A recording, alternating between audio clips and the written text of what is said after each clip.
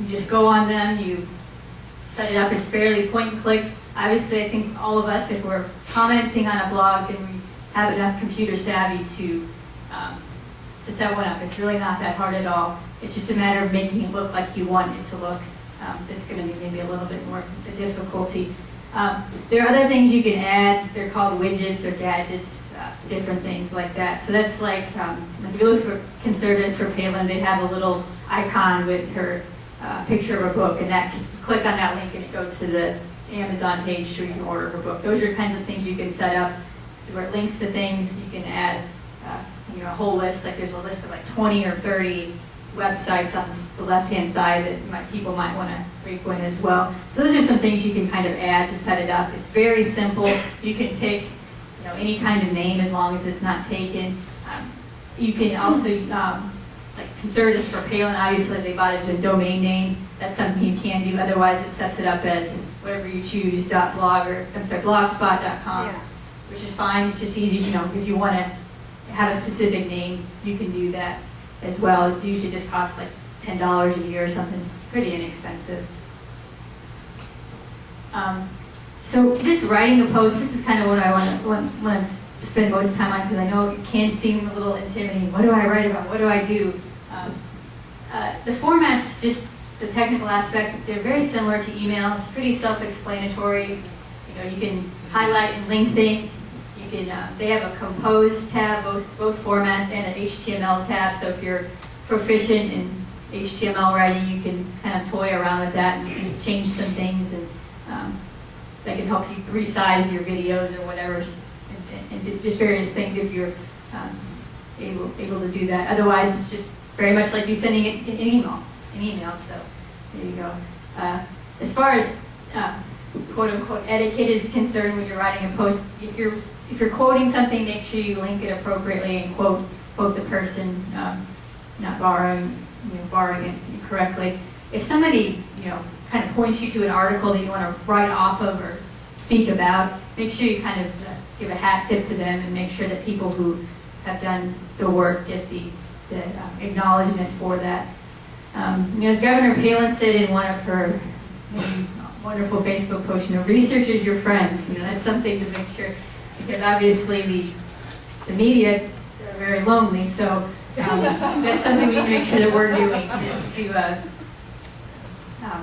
research what we're doing and support what we're saying in our support for Governor Palin, backing it up.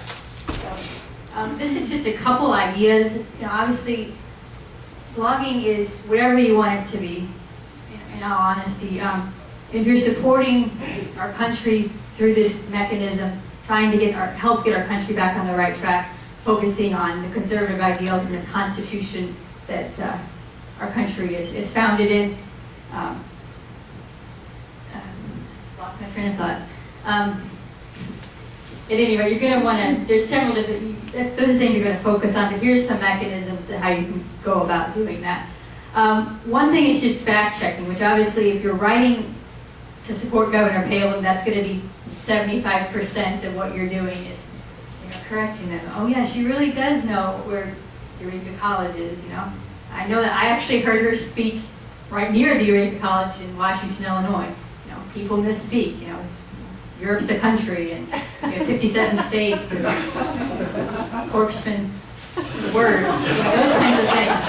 But so correcting the media, even on things as silly as that, it can be that's something that the way that we can have our back. Because if she were to correct and defend every single thing she says, that would be a full-time job for many people. It'd solve our unemployment problem if we had people to do that. But that's one thing that we can definitely do, is support her and back up the lies of the media with the facts of who she is and what she stands for. Another thing is doing the job for the media on the Obama administration. Obviously, they don't reveal a lot of things that that's going on, and not just the Obama administration, any amount of liberalism. One thing that our 912 group had the chance to do, the blog group, you might have heard of Shore Bank. There's a Chicago bank that's kind of has some issues. We had the chance to research that, and we posted on our website and on Big Government 2 or 3 months before it became a national story.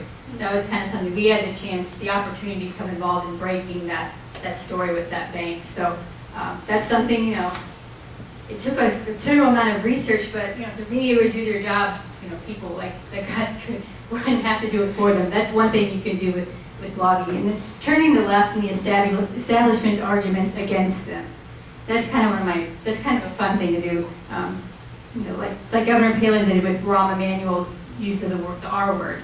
You know, the left is the one who is always about being politically correct and saying the right thing.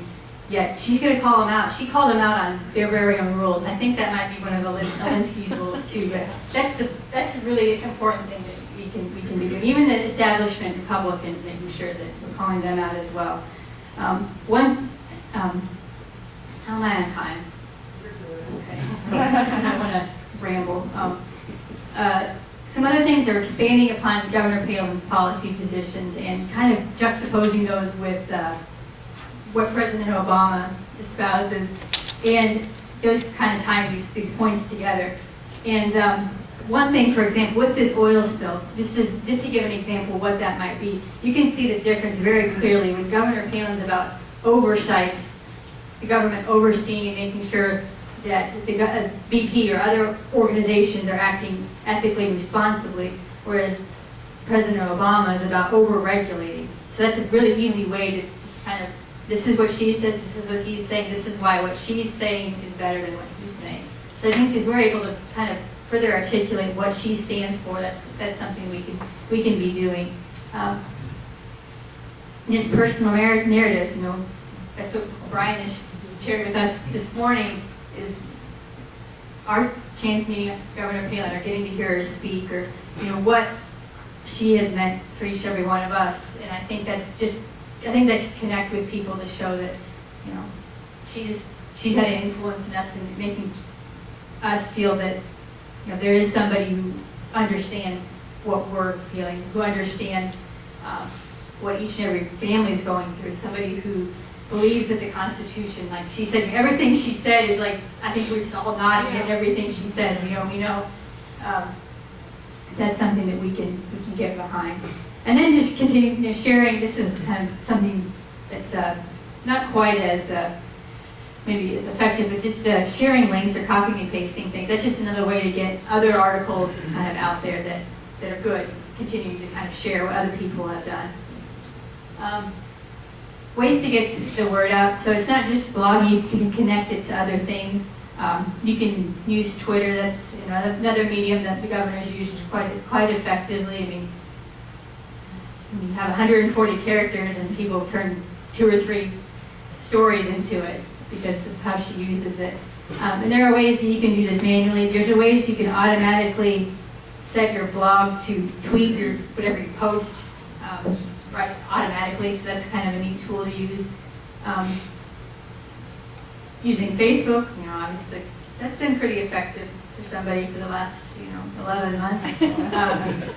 Obviously, many of us don't have 1.8 million people reading our stuff or whatever, but I think that's a way to connect with our family and friends and share with them what's going on. There are other tools, and you can kind of link, and this is the way that a lot of the Palin-focused blogs connect with each other. This Palin, why I always feel funny saying that because it sounds like I can't speak properly. But it is one that's tied in with Twitter, and Karen Allen, who edited that video that we watched earlier, she actually runs that website, or kind of moderates it. She's a very tireless worker for the governor and supporter for her. But she kind of moderates that. And she actually, I emailed her to ask her some thoughts, and she mentioned to me, people don't feel comfortable setting up their own blog and want to share something on occasion. She'd be more than happy to set it up so that you can share something on that website, because it does get quite a decent amount of traffic. So if there's something, I just really want to share this, but I don't want to set up a whole thing, she'd be more than happy to help you out with that, and I can get her contact information to you. Then there's blogs for Palin, which is kind of just a list of several blogs that you can